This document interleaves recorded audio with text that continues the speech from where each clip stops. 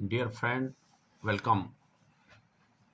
Insurance Regulatory and Development Authority of India IRDA ने assistant manager के लिए 45 post निकाली हैं। असिस्टेंट मैनेजर AM ग्रेड के लिए, और इसका जो लास्ट डेट है एप्लीकेशन सबमिट करने का वो 10 मई 2023 है, और आज से ये स्टार्ट हो रहा है 11 अप्रैल से 11 अप्रैल, 1 मंथ 30 डेज इसके लिए आपको दिए जा रहे हैं। और IRDAI में एज ए असिस्टेंट मैनेजर का पोस्ट, राइट। और ये एक स्टैट्यूटरी बॉडी है under an act of the parliament, और टोटल पोस्ट 45 डिफरेंट कैटेगरीज की हैं, वो आगे आपको बताऊंगा मैं। उसमें टोटल 6 लाइन ली गई हैं, और इसका जो सिलेक्शन है वो 3 फेज़ में चलेगा, 3 टायर चलेगा। कंट्री वाइड जो है इसमें कॉम्पिटिटिव एग्जाम्स होगा। फेज़ 1 ऑनलाइन प्रिलिमिनरी एग्जामिनेशन जो कि ऑब्जेक्टिव टाइप होगा, and followed by the phase 2 descriptive examination eight select centre. जो 4 सेंटर हैं वो दिए हुए हैं, मैं आगे आपको दिखाऊंगा। और then after this the interview. और इसमें जो प्री टेस्ट है प्रिलिमिनरी वो क्वालिफाइंग है, और 20 टाइम उसका जो है जो क्वालिफाई करेंगे डिस्क्रिप्टिव टाइप के लिए कॉल किए जाएंगे। 45 वैकेंसी था तो 20 टाइम मीन 900 अप्रोक्सीमेट, इससे एक दो ज़्यादा भी हो सकते हैं। अगर लास्ट कैंडिडेट के सेम नंबर हैं तो उनको बुला लेते हैं। 901, 902, 900, 1, 2, 3, 4, 5 तक भी जा सकता है may be. And for interview इसके लिए कोई उन्होंने क्लैरिफाई नहीं किया है, ये उनका डिस्क्रिप्शन रहेगा कितने पर्सन उन्होंने कॉल करने हैं। And now we come regarding the vacancies. On reserve जो हैं जनरल 20 हैं, और EWS 4 vacancies, OBC 12 and SC 6 and ST 3। Total vacancies 45, इसमें चेंज भी कर सकते हैं। और इस 45 में जो हैं वो 5 जो हैं actual, finance, law, IT and research team के लिए रहेंगी, और रिमेनिंग जो 20 हैं वो फॉर जनरल के लिए। तो इसको लिए हम चलते हैं, और इसके लिए जो है मैक्सिमम 2 पोस्ट के लिए एक पर्सन जो है अप्लाई कर सकता है। वो आगे मैं आपको क्लैरिफाई करूंगा, क्योंकि कुछ बच्चों की क्वेरीज आ रही हैं कि इसमें ओनली 1 पोस्ट के लिए अप्लाई कर सकते हैं या मोर देन 1। तो मैक्सिमम 2 के लिए अप्लाई कर सकते हैं, वो मैं नोटिफिकेशन में आपको दिखा दूंगा कि कहाँ पर है वो। तो आगे हम जो इम्पोर्टेंट पोर्शन है उसको हम डिस्कस करेंगे। तो टेंटेटिव जो शेड्यूल है उसका जो ऑनलाइन लिंक जो है वेबसाइट का वो आज ओपन हो गया है 11 अप्रैल को, जिसमें you have to fill your application, registration application, payment of examination fee and intimation charges. आप आज अप्लाई कर सकते हैं। And the last date for the submission of online application and payment of examination fee intimation charges 10 मई 2023। And date जो है for the online preliminary examination objective test will be inform in due course. तो अभी कोई इसमें date fix नहीं की गई है। नॉर्मली 2 मंथ्स लग जाते हैं, जून या जुलाई में एक्सपेक्टेड है हो जाएगा, नॉट श्योर। और you have to apply only on online mode through IRDAI website के ऊपर आपको ये अप्लाई करना है।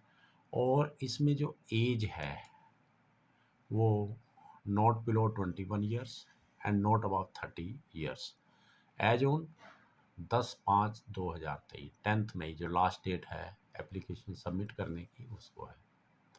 और उन्होंने आगे क्लैरिफाई भी किया, not have been born not earlier than 11 मई 1999 93 सॉरी 11 मई 93 एंड नॉट लेटर देन 10 मई 2002 बोथ डे इंक्लूसिव। तो ये चेक कर लेना भाई।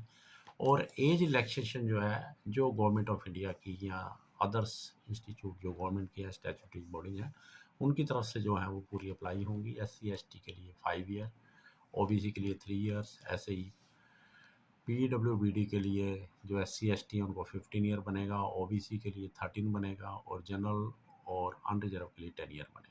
एक्स सर्विसमैन के लिए 5 ईयर। इसमें जो मिलिट्री सर्विस है वो उनकी एज में ऐड हो जाती है, वो आपका डिटेल आप जानते ही हैं जो लोग भरते रहते हैं।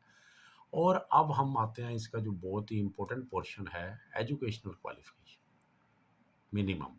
तो इसको ध्यान से देख लीजिए, राइट। और इसमें 5 पोस्ट जो हैं वो एक्चुअल के लिए हैं, 5 फाइनेंस के लिए हैं, 5 लॉ के लिए हैं, 5 IT के लिए हैं, और 5 जनरल के लिए, रिसर्च के लिए हैं, और 20 पोस्ट जर्नलिस्ट के लिए हैं। तो इनको मैं आपको, जो पहली एक्चुअल है उसके लिए graduation with minimum 60% marks and 7 papers passed of IAI as per 2019, right, के अनुसार जो है। फाइनेंस में 5 हैं। फाइनेंस के लिए अगर आपने ऑप्ट करना है तो graduation with minimum 60% marks and ACA, AICWA, ACMA, ACS और CFA, इसकी भी आपके पास क्वालिफिकेशन होनी चाहिए। तो आप इसके लिए एलिजिबल कर हैं और अप्लाई कर सकते हैं। और लॉ के लिए bachelor degree in law with minimum 60% marks, जो लॉ ग्रेजुएट हैं और 60% मार्क्स जिनके हैं वो अप्लाई कर सकते हैं।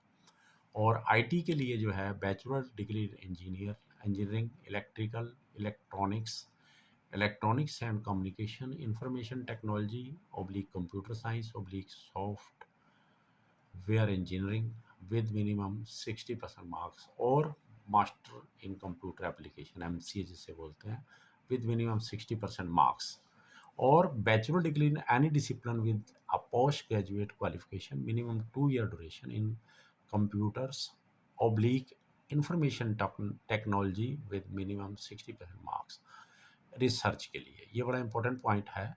यहाँ पर मास्टर डिग्री अगर किसी के पास है, किसी भी स्ट्रीम से हो सकती है, MA, MCOM, MSc, MTech etcetera, जो भी है मास्टर हैं, MD, MS, और 2 year post graduate diploma in economics, econometrics, quantitative economics, mathematical economics, integrated economics course, statistics, mathematical statistics, applied statistics and information with a minimum of 60% marks. तो इसके लिए रहेगी।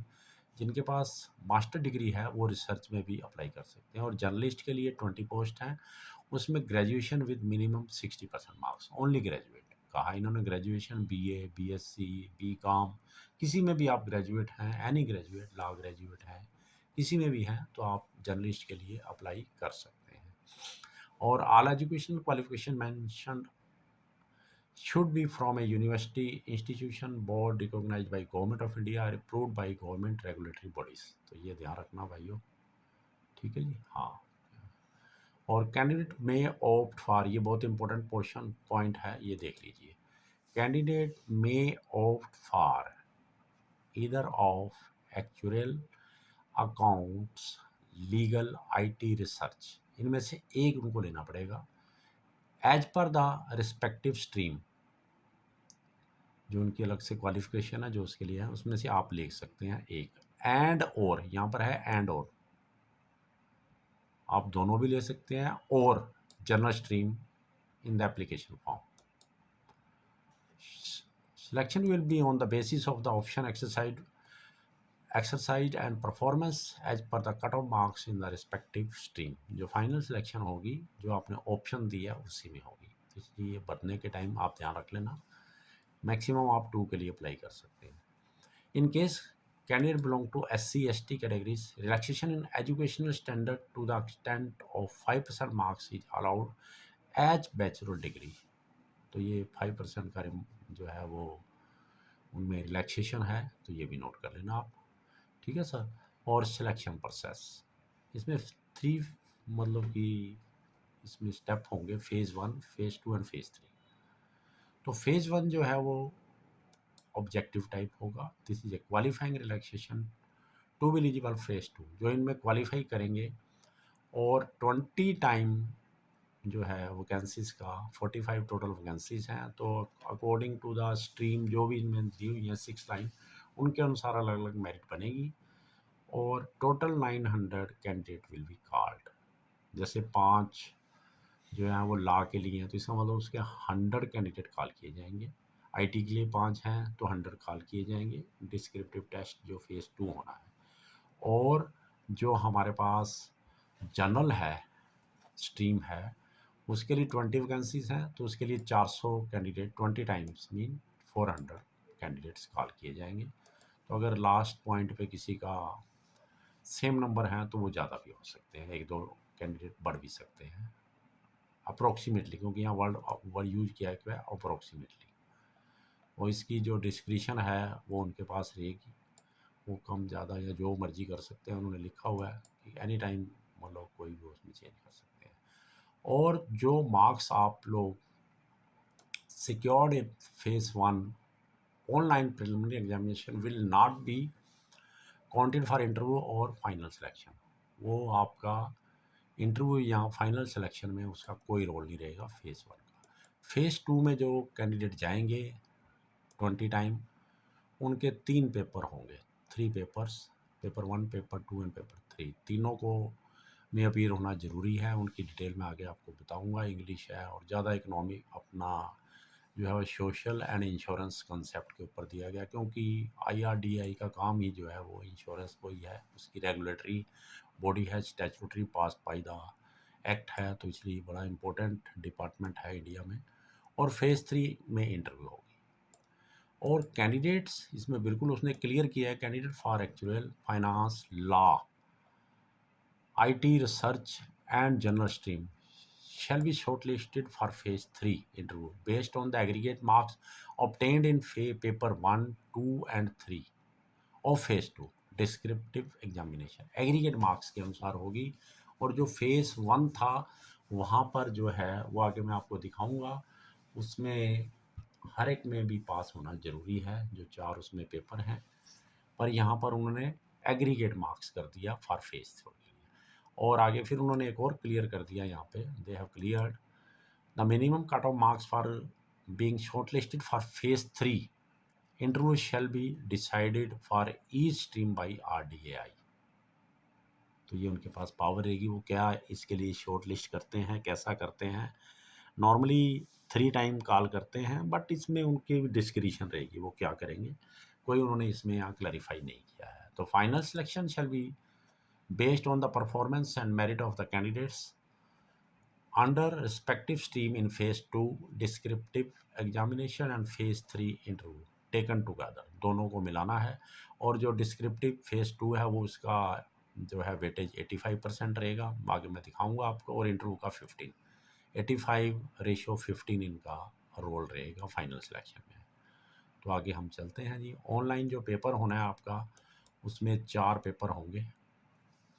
Total एक ही टाइम मिलेगा आपको 90 minute का, objective type है। और सब में 40-40 क्वेश्चन है और 40-40 मार्क्स हैं, 40-40। तो टोटल 160 क्वेश्चन होंगे और 160 मार्क्स होंगे। इसमें जो पेपर है, test of reasoning, test of English language, test of general awareness, test of quantitative aptitude, composite time of 90 minute. तो ये बड़ा इंपॉर्टेंट पॉइंट रहता है, इसमें बेनिफिट हो जाता है। कुछ बच्चों का कोई भी चारों में से कोई वीक हो सकता है और कोई अच्छा हो सकता है, स्ट्रॉन्ग हो सकता है। जैसे इंग्लिश किसी की स्ट्रॉन्ग होती है तो वो उसको में से टाइम सेव कर सकता है, 40 क्वेश्चन पढ़ता है। और रीजनिंग में है वो टाइम लगा सकता है, क्वांटिटेटिव में टाइम ज़्यादा लगता है, एप्टीट्यूड में तो लगा सकता है। कईयों का क्वांटिटेटिव एप्टीट्यूड अच्छा होता है, वो एक बार पढ़ के ही क्वेश्चन कर देते हैं। और इंग्लिश वीक होती है तो उसमें तो ये बहुत अच्छा है, बेनिफिट है कैंडिडेट्स के लिए कि वो टाइम को अपना एडजस्ट कर सकते हैं इधर से उधर और अपना ईजिली क्वालिफाई कर सकते हैं इसमें। एंड आगे नेक्स्ट पॉइंट उन्होंने बहुत अच्छा दिया है, candidate has to qualify in each of the 4 objective test separately and also in aggregate as per the cut off marks for each test in aggregate to be decided by the IRDAI। और आगे उन्होंने फिर और clear कर दिया है, separate cut off may also be applied for each of the specialized stream and general stream. इसमें 6 अलग अलग से कट ऑफ मार्क्स बनेंगे हर एक का। टेस्ट ऑफ रीजनिंग में 6, क्योंकि टोटल 6 स्ट्रीम है इसमें, actual, IT, law, research, general तो ये सारे जो हैं, और जो इसमें टोटल जो 4 पेपर हैं, इनमें से 3 जो हैं except English, English and Hindi में होंगे दोनों में। Test will be conducted in English and Hindi except test of language, English language which will be provided by only in the English. ठीक है जी। तो इसमें नेगेटिव मार्किंग है, ये ध्यान रखना, क्योंकि दूसरा तो डिस्क्रिप्टिव होगा तो उसमें नेगेटिव का मतलब ही नहीं है फेज 2। तो इसमें 1/4 ऑफ द मार्क्स। तो बी केयरफुल, कोई भी गलत आंसर मार्क मत कीजिए, गलती से भी मत कीजिए, कई बार पूरे केयरफुल करिए। और आगे एक जो और इम्पोर्टेंट है, test wise scores and scores on total as computed with decimal point up to 2 digit, 2 digit तक जो है वो लेगा। आगे जो डिस्क्रिप्टिव एग्जामिनेशन है, इसमें candidate must appear for all 3 papers in phase 2 descriptive examination. Separate admission letter will be issued for the purpose. The timetable for phase 2 descriptive exam will be intimated to the candidate concerned along with admission letter for phase 2, जो कि phase 2 paper आपके 4 India में centre हैं, Hyderabad, Kolkata, Mumbai and Delhi. NCR etcetera लगा के या मुंबई के साथ पुणे एटसेट्रा लगा के ये बनेंगे, वो अपने बाद में हम डिस्कस करते हैं।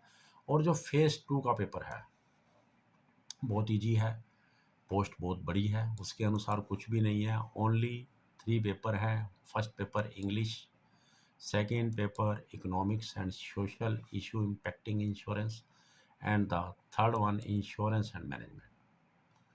और इसका जो स्टाइल होगा, descriptive question will appear on screen and answer have to be written on answer sheet. तो आपको आंसर शीट से लिखना पड़ेगा, आंसर शीट पर लिखना पड़ेगा। और ये तीनों पेपर जो हैं वो 100 मार्क्स के होंगे, और टाइम सेपरेट हर एक का 60 मिनट का होगा, मतलब 3 घंटे का पेपर होगा। ठीक है जी। तो the syllabus for the phase 2 descriptive examination comprising paper 1, 2 and 3 given in annexure 2। Last पे एनेक्सर 2 में ये दिया हुआ है, तो आप देख सकते हैं डिटेल के लिए। तो यहाँ हम ज़्यादा नहीं दिखाएंगे क्योंकि टाइम, छोटी वीडियो बनानी होती है। Test will be connected English and Hindi except test of English language which will be provided only in English. तो इंटरव्यू जो है, candidate who have been shortlisted in phase 2 descriptive examination only will be subsequently be called for an interview। तो इसमें उन्होंने कुछ नहीं किया, ये उनके पास पावर रहेगी, वो कितने कैंडिडेट्स को कॉल करेंगे, कैसे नहीं करेंगे।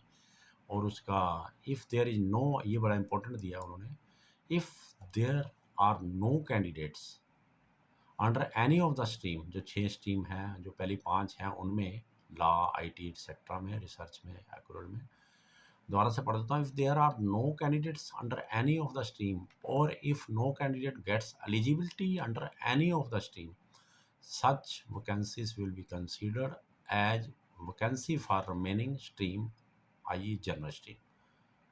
तो वो वैकेंसी पूरी करेंगे, 45 की 45 करेंगे, क्योंकि बाद में लिखा भी हुआ है कि वो किसी भी असिस्टेंट मैनेजर को किसी भी डिपार्टमेंट में लगा सकते हैं और एनीवेयर पोस्ट कर सकते हैं। तो इसलिए ये उनका इंटरनल मामला है।